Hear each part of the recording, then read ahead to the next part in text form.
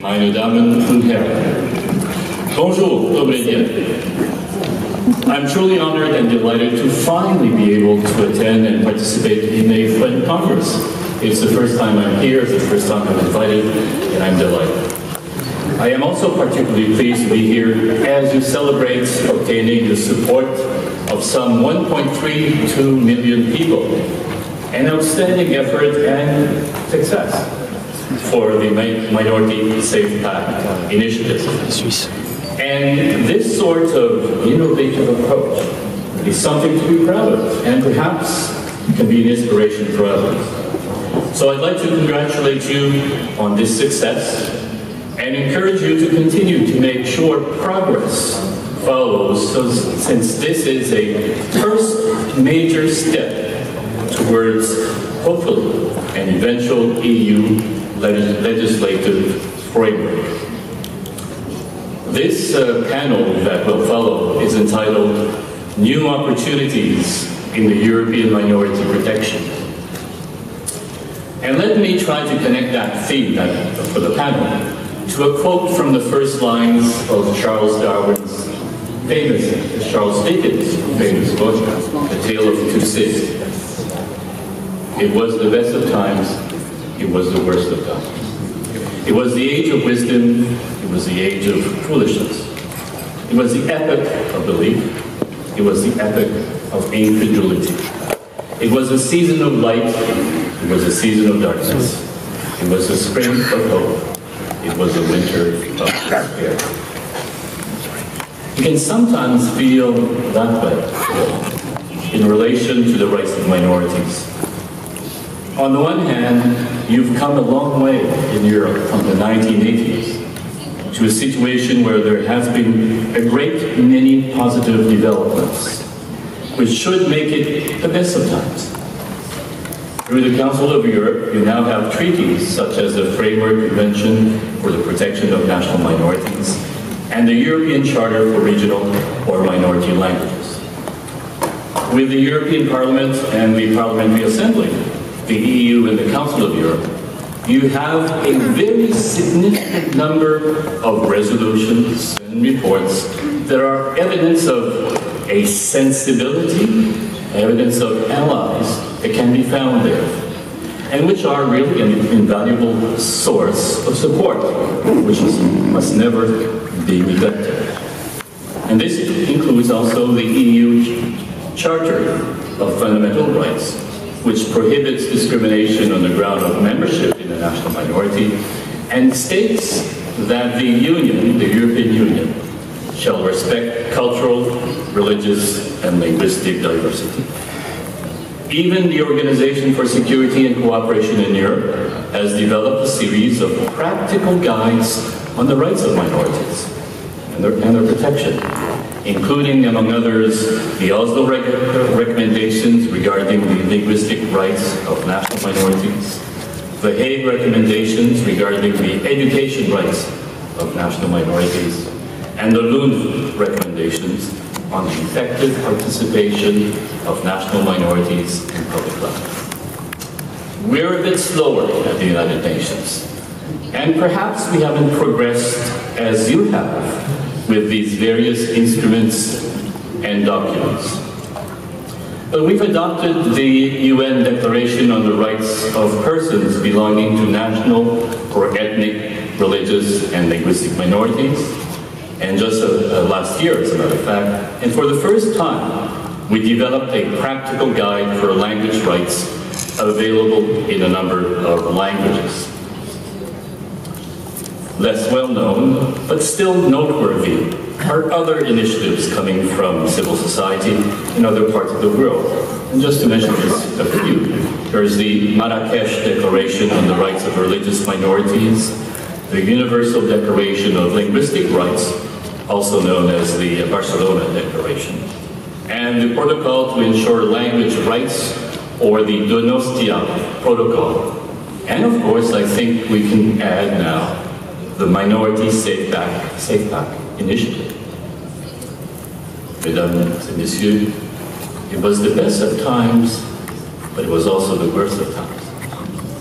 On the other hand, Despite all of these tools, instruments, procedures, declarations, and even treaties, I don't think we can say that matters are proceeding as well as was hoped or expressed.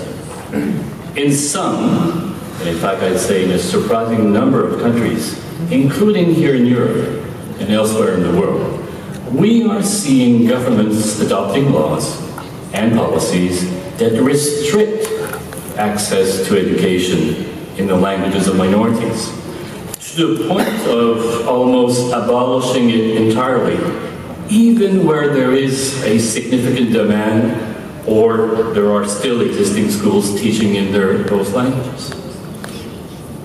You have countries where health and administrative services in minority languages are in some places increasingly restricted also.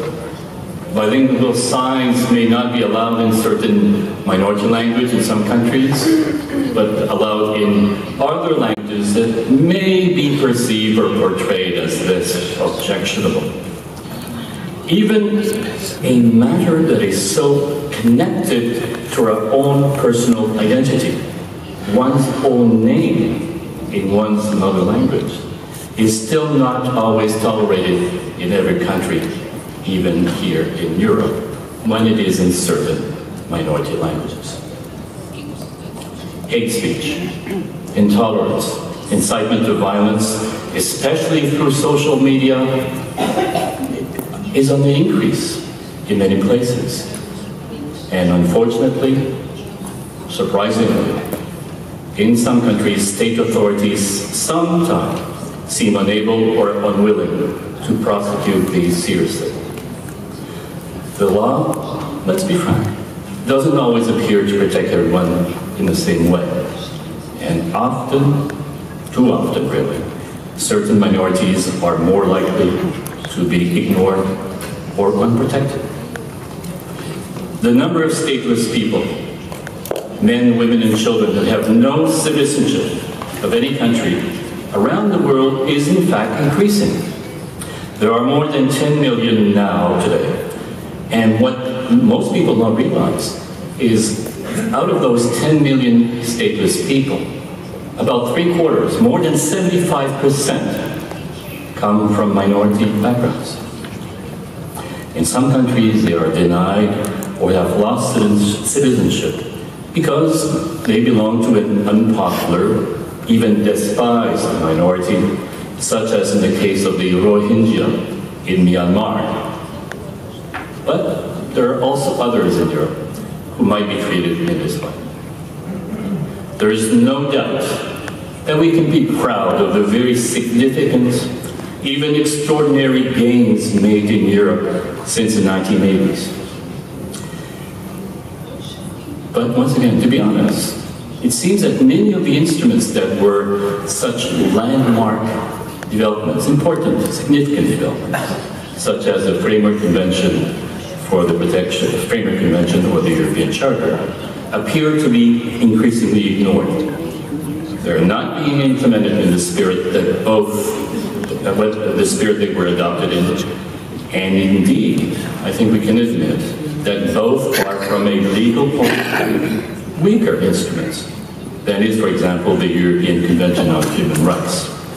And to be blunt, it seems that too much of what has been achieved is treated more in a symbolic way or aspirational way, and that the rights of minorities are not as well protected or solidly in place as they should be.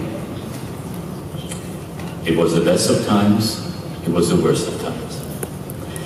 Incredible progress has been made in recognizing and detailing the rights of minorities, the rights for their protection, in the last 20 or 30 years, thanks to FUEN and other organizations in Europe, and the efforts of many working in the European Union, in the Council of Europe, and the OSCE.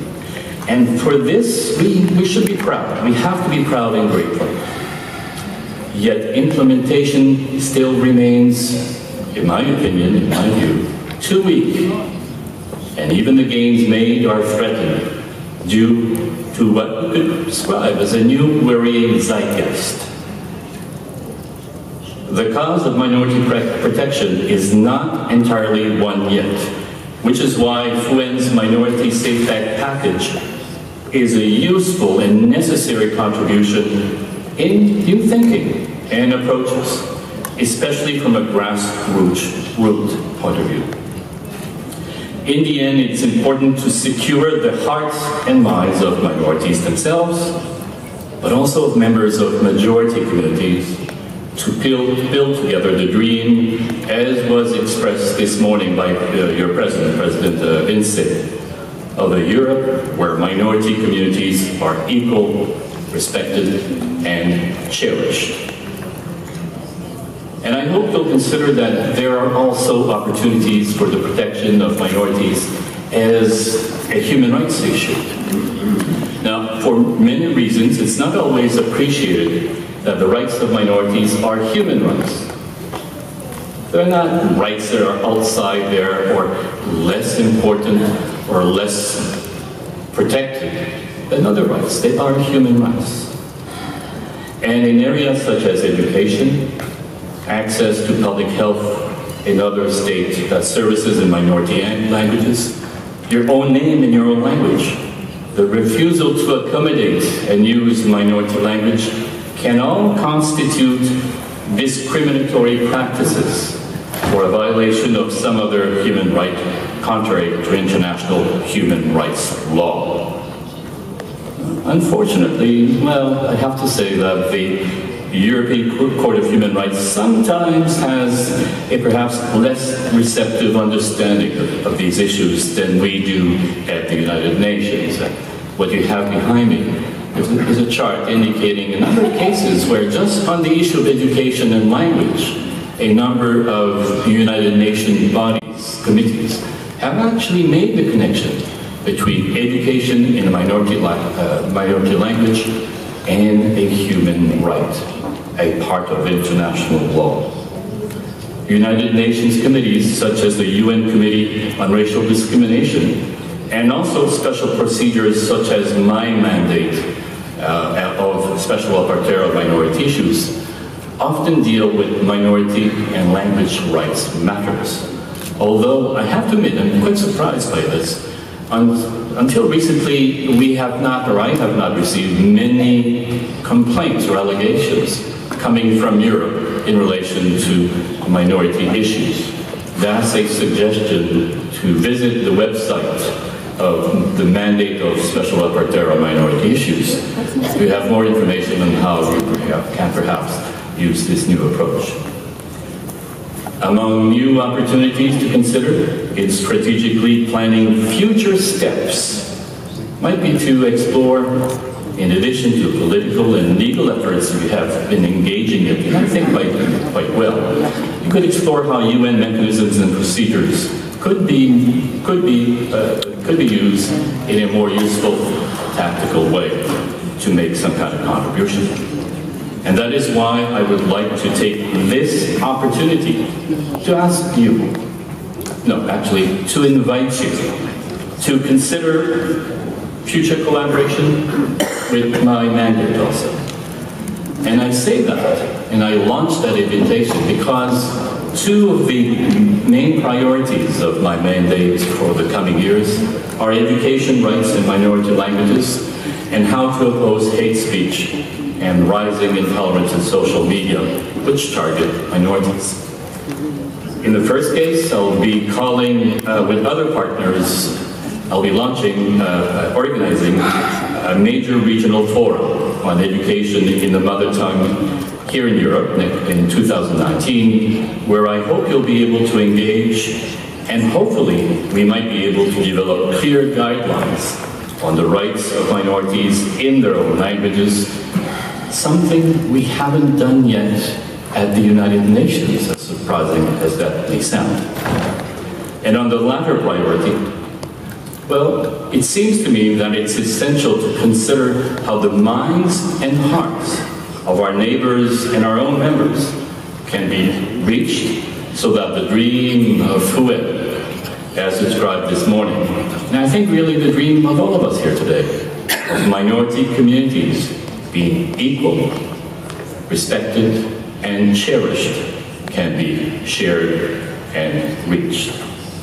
Mesdames, Mesdemoiselles et Messieurs, merci, spasiba, danke, personal.